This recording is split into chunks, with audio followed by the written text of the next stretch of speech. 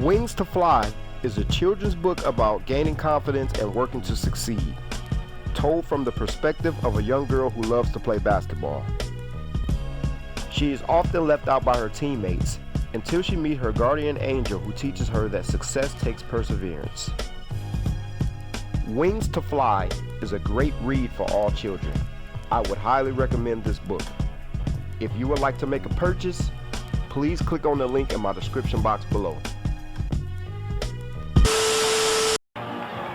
More Negroes than ever before played in organized baseball, proving a rich source of talent, vitally needed for the future of the sport. After the World Series, Roy Campanella, the unquestioned choice as most valuable player of the year, headed the first Negro Big League All-Star team in history on a barnstorming tour. Wherever they played, fans thrilled not only to superb baseball, but also that such a team was possible. Every man a big leaguer. In sports, as in every field, it's a true parade of progress.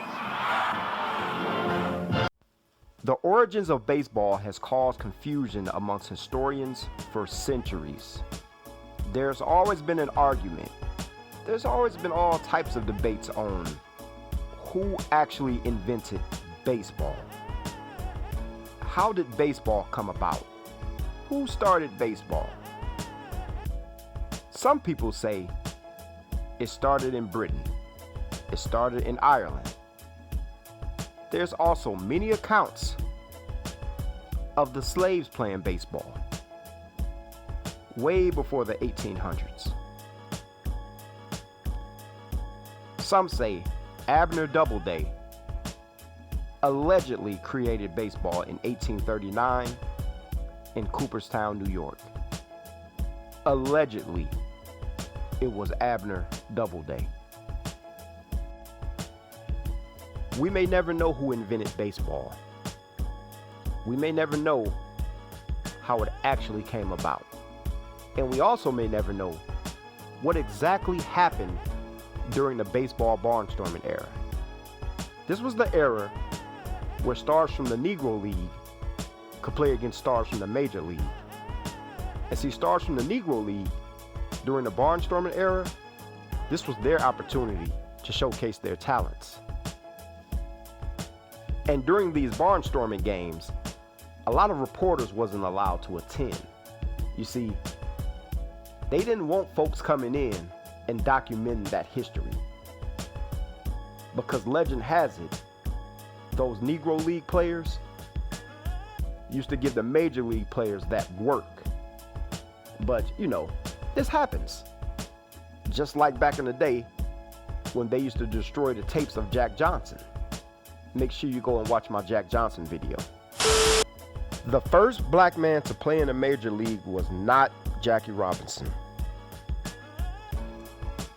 The first black man to play was Moses Fleetwood Walker. But technically, if you want to be technical, it was a man named William Edward White, but he only played one game. In 1884, Moses Fleetwood Walker signed on and played for the Toledo Blue Stockings. Walker's position was catcher. And let me tell you this. This man played catcher without a glove and a face mask. Could you imagine trying to catch fastballs without a glove?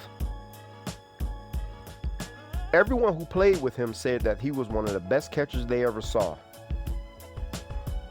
Although he was one of the best players they ever saw, his white pictures still had an issue with him because he had to give out the signals. They just couldn't stomach the fact of a black man telling them what to do.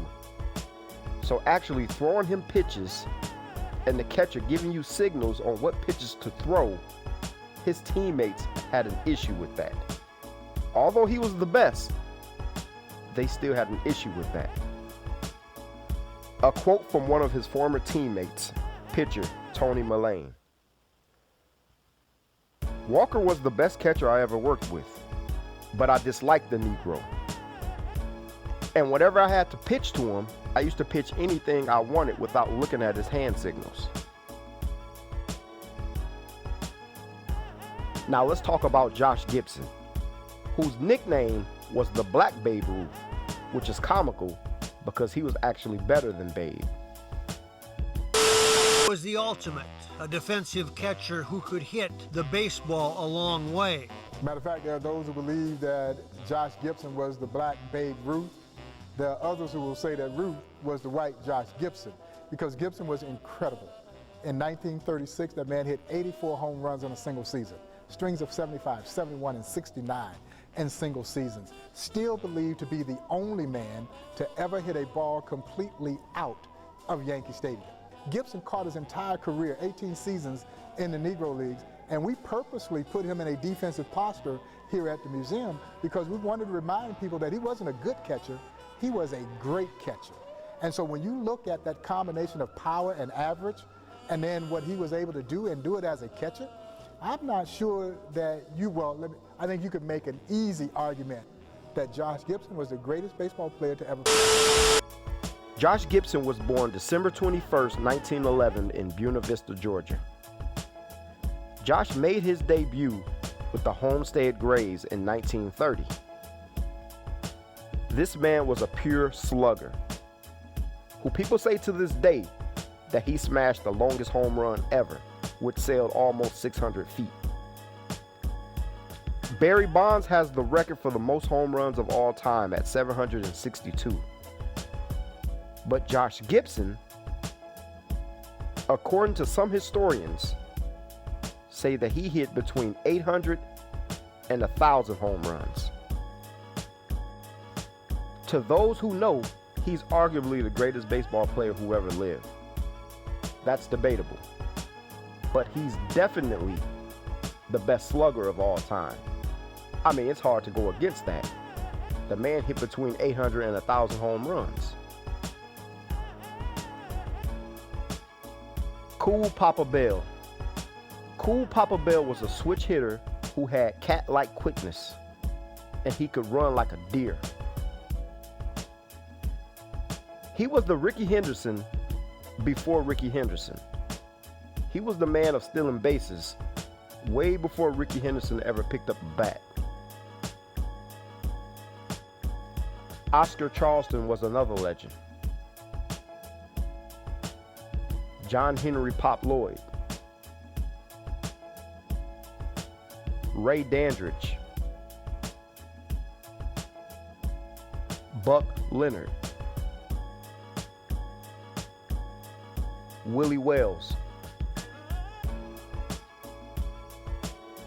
These were some of the greatest stars from the Negro Leagues. Although there's more black baseball players we can talk about, these were the ones who were the first of their kind and some of the ones who made it to legendary status. The black ball players who paved the way for the rest.